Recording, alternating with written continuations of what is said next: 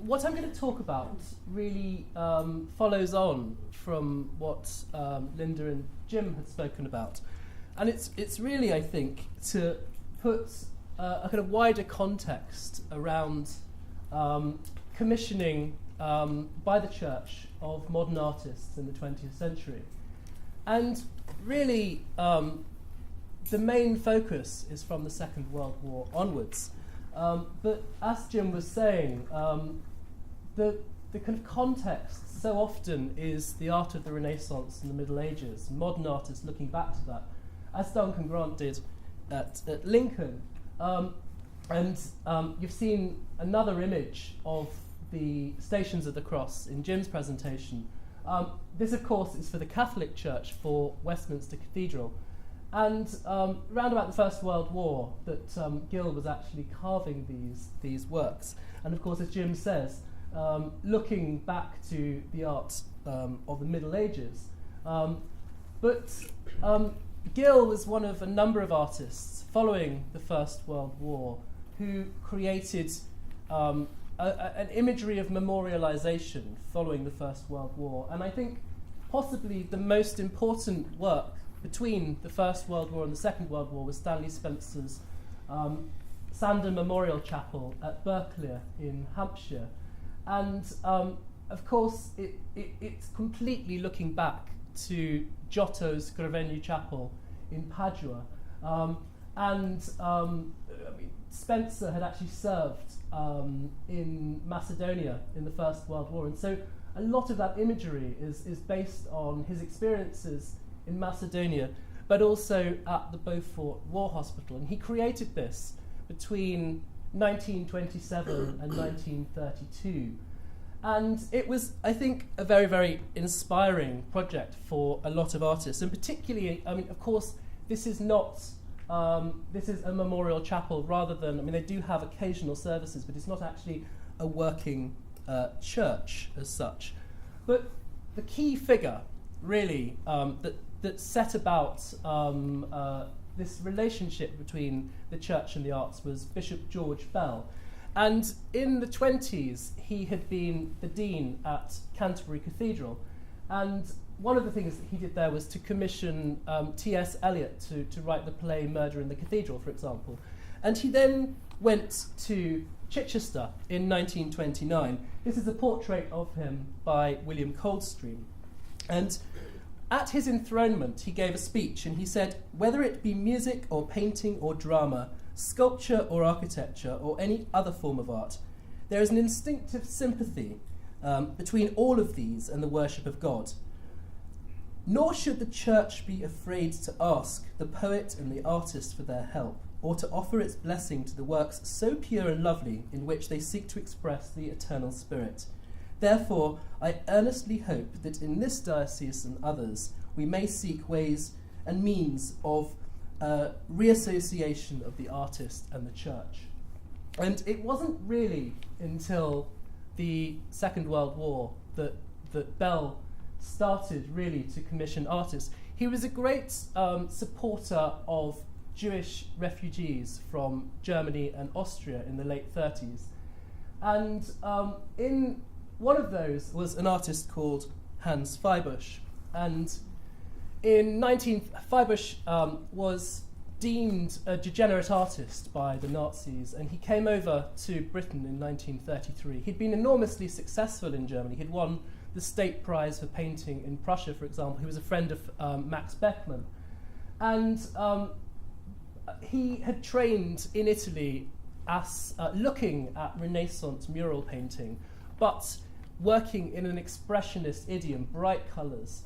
And there was a new Methodist church at Collier's Wood in London. In 1937, he produced a mural of the foot washing. And at the outbreak of the Second World War, Bell wrote to Kenneth Clark, who was the director of the National Gallery, who had set up the War Artists scheme during the Second World War. And he asked about artists that might be suitable for a commission. And Kenneth Clark sent him a photograph of this mural by Feibusch. And so he invited Feibusch down to Brighton and they had lunch and gave him a commission for a church of St Martin's and St Wilfrid's. He subsequently was to commission him to do a mural called the Pilgrims Progress, 1943, the height of the Second World War, a German artist in Eastbourne, in the crypt of St Elizabeth's Church, creating a mural cycle based on the idea of the Pilgrims Progress. It's a rather curious mural piece because of the complexities of the space. He incorporated radiators and doorways, giving them Gothic flourishes above. And you have basically from left to right, you see Christian on his journey towards the celestial city, and on the other side, Christiana, his wife. Completely Germanic in a sense, very, very un-English, and it's actually due to be demolished. So if you may or may not be a subscriber to World of Interiors, but the April issue has an article about this. But Bishop Bell also commissioned at Berwick Church near Charleston in Sussex a mural scheme by Bell and Grant, and supported by members of their family. Of course, it's completely taken from the work of Piero della Francesca, who, of course, Grant and Bell were great admirers of. And Sir Charles Riley said of it, he said it was like stepping out of a foggy window into Italy. I felt such a happy, heavenly feeling as I sat there. And Kenneth Clark from the National Gallery said, with a little judicious publicity, it might have the same effect of encouraging other dioceses to do the same. If once such a movement got underway, it would have incalculable influence for the good in English art. And so, having commissioned this in 1941, I think it was completed in 1943, 44, at the same time, just down the road, the Elizabeths at Eastbourne, he was subsequently to commission Feibush to do a number of different projects, frescoes in different churches. This is the baptistry fresco in Chichester Cathedral, which he did in 1950-51. And of course, the context for a lot of these is the Festival of Britain. A lot of artists were creating work for public buildings, largely secular at that time. But it was and Feibush did one of the paintings for the Festival of Britain. But Bell actually brought to Chichester Walter Hussey. And Walter Hussey, during the Second World War, was vicar of St Matthew's Church in Northampton. This is a portrait of him from the 1960s that we have in the collection at Pallant House Gallery that kind of depicts him as this kind of visionary figure. But St Matthew's was actually a Victorian Gothic church. It wasn't the interior isn't particularly distinguished. This is a painting by Piper that Hussey commissioned of it. And I think what was interesting about Hussey was he had tremendous ambition, and he had great sensitivity for the arts. He knew, for example, he got to know Kenneth Clark. And he was also fortunate in that because of the Second World War, Chelsea School of Art was relocated to Northampton. So, for example, Henry Moore and all kinds of other tutors were then based in Northampton, teaching there during the war. And he went to the National Gallery, saw various exhibitions of war art. This is one of the drawings that we have in the collection that he acquired of two apprehensive shelterers in the London Underground during the Blitz. And given the fact that Moore had no access to stone, the commission that he received from Hussey for St Matthew's is quite remarkable. I mean, 1943 to 44, in Hornton stone, the iconic Northampton Madonna and Child. Again, of course, looking back to the Renaissance idea of the Madonna and Child, which is such a kind of archetypal kind of image. It was very, very controversial at the time, but quite extraordinary in the midst of the Second World War. And as soon as this had been commissioned, he also got W.H. Auden to write a litany, the poet, and Benjamin Britten, the composer, wrote an anthem. And he organised a concert inspired by the National Gallery concerts of musicians. He got the soprano Kirsten Flagstead to come and do a concert that was recorded by the BBC. But the Crucifixion from Sutherland, I think, is one of the most remarkable things, because it came at the end of the Second World War, just as the photographs of Auschwitz and Bergen-Belsen had started to emerge, and Sutherland looked at these. He wanted to express a crucifixion that would really encapsulate the suffering of humanity in the Second World War. And it was based partly on the Grunewald altarpiece, the kind of German Renaissance Issenheim altarpiece. It's quite extraordinary and visceral. And in fact, for his own collection, Hussey was very clever in that he always bought works by the artist that he was commissioning. This is the painting we have in the collection at Pallant House Gallery, which relates to it. And he also looked at what was happening internationally.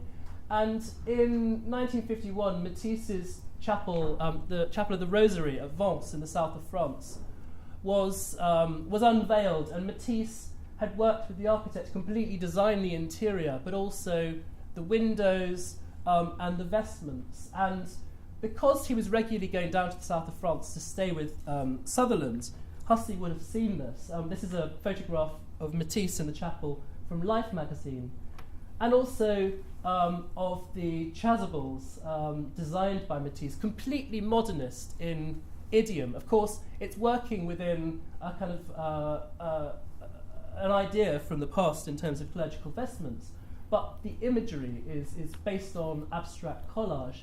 And inspired by this, Hussey got in touch with John Piper and commissioned a cope for himself. Piper had been designing a lot of ballet and opera costumes, particularly for Benjamin Britten.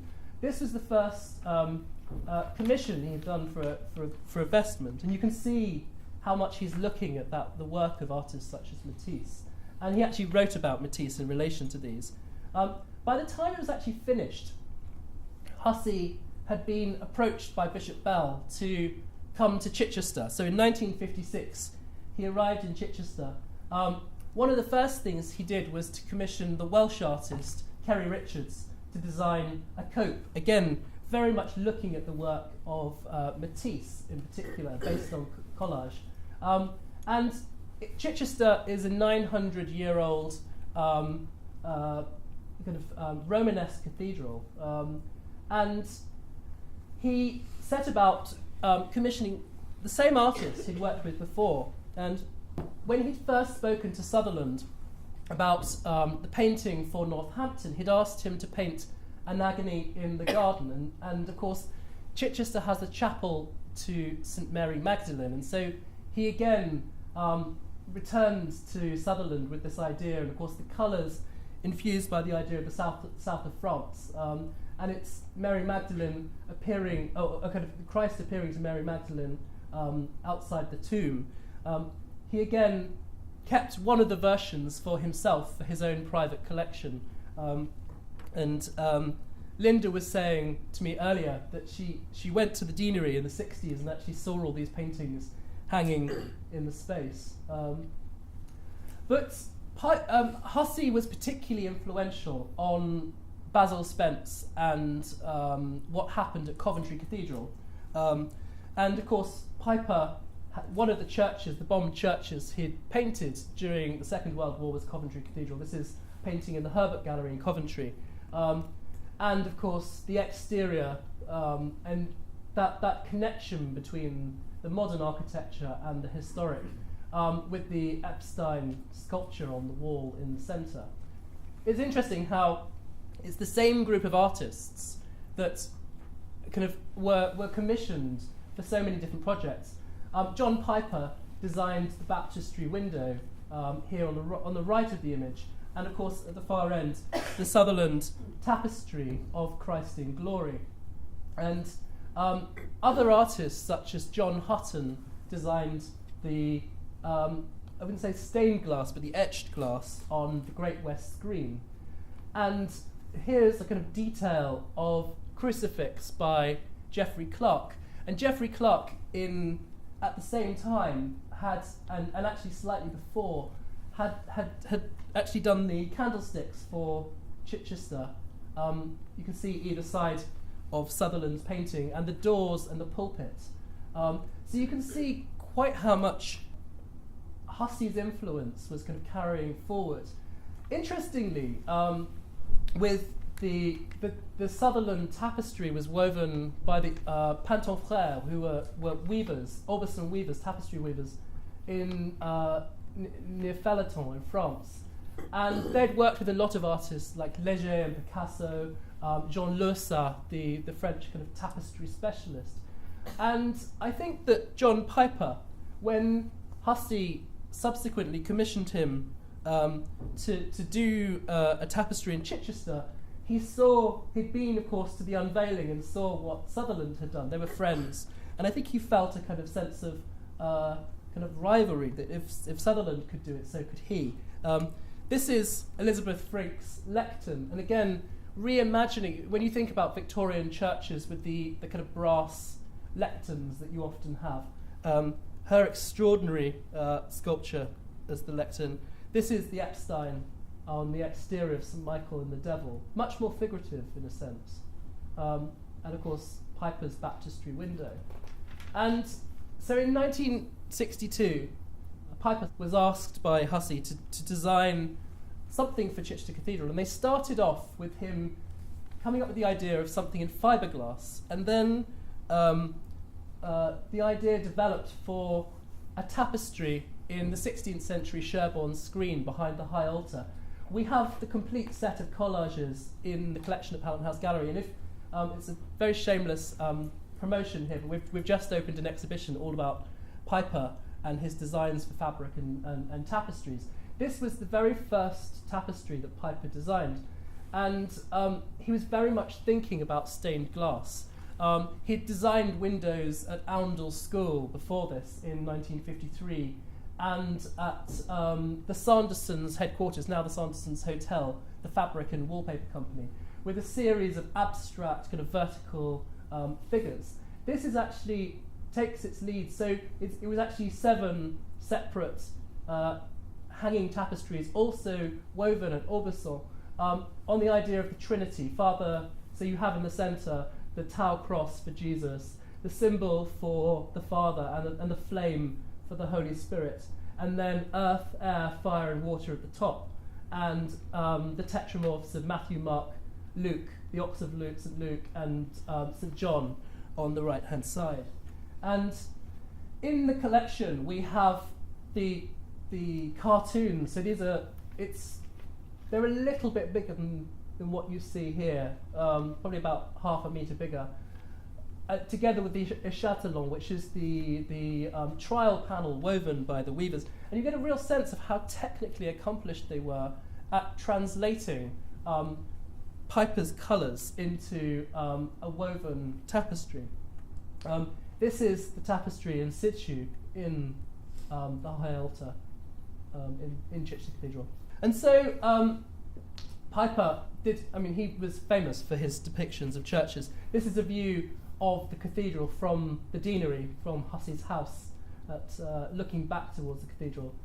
And the story also kind of carries forward, really, because Firebush, who had received such support from Bishop Bell, went on to become the go-to artist for mural painting in the Church of England. So this is the Trinity in Glory in St Alban the Martyr at Holborn. I think he painted about 30 different murals, actually, during his career. And the other kind of important reference point around this time was the Liverpool Metropolitan Cathedral, the Catholic cathedral in Liverpool, which was built between 1962 and 67. And as Jim had mentioned, Coventry, of course, very much kept within the idea of a medieval cathedral. This reimagined it based on kind of developments in Catholic liturgy, a circular building which could actually house 2,000 to 3,000 people. And the lantern at the top, it's very, very 60s space age in a way, but the lantern at the top was designed by John Piper, the stained glass, again based on the idea of the Trinity, and then carried out by Patrick Rentians. So you can see how a lot of these ideas for these artists were kind of fed into other projects they did elsewhere at the same time. And in the 70s, going forward, Hussey commissioned the neo-romantic artist Cecil Collins to paint the icon of the Divine Light for one of the chapels, side chapels at Chichester. And then finally, in 1978, his swan song, really, before he left Chichester, was to commission Marc Chagall to create a really stunning stained glass window based on Psalm 150. And this actually just anticipated the chapel that was commissioned at Tudley in East Sussex, where Chagall did a whole series in the early 80s of stained glass windows. And of course, around this time, he'd been doing things for the United Nations building. So Hussey's kind of aspirations were really quite remarkable. He actually retired the following year. And another connection to what we have here in Lincoln, this gives you an idea. We received his entire private collection. You can see that as a man of the church, he had certain interests that kind of probably were quite connected to the Lincoln Chapel. This is a Duncan Grant painting of Bathers by the Pond at Charleston from 1920 to 21. His collection included artists such as Barbara Hepworth, Ben Nicholson, Moore, so many different artists. And that formed the kind of basis of Pallant House Gallery's collection. And what Hussey said was that just as in the cathedral, he believed that as long as the quality was good, historic and modern could sit side by side. He wanted his collection to be enjoyed by the public, and Pallant House at that point in time was council offices. It was all kind of separated into kind of strip lighting and what have you. And so that led to the formation of the museum, opening in 1982 with his collection, and 10 years ago, the new wing. I'm aware of time kind of passing by and people wanting lunch, so I think that's probably a good point to stop. And just a final kind of thought, really, that might be helpful in terms of this afternoon's discussions is how, going forward, really, not a great deal happened until the 1990s in terms of commissioning for the church, and often very much on a project basis by external bodies. And Anthony Gormley is an interesting example. This is at Winchester Cathedral in the crypt, his piece Sound 2 from 1986. But also at Canterbury Cathedral, this is a more recent piece from 2010.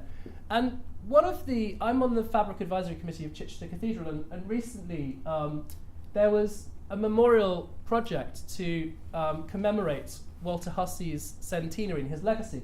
And there was a short list of artists, including Gormley, Dorothy Cross, Mark Wallinger, Anna Maria Pacheco, and Jaume Plensa. And in the end, the selected piece, Jaume Plensa, never happened. And the interesting question that came that it all kind of pivoted on was actually the question of actually what is permanent and what is temporary in the context of a 900-year-old cathedral.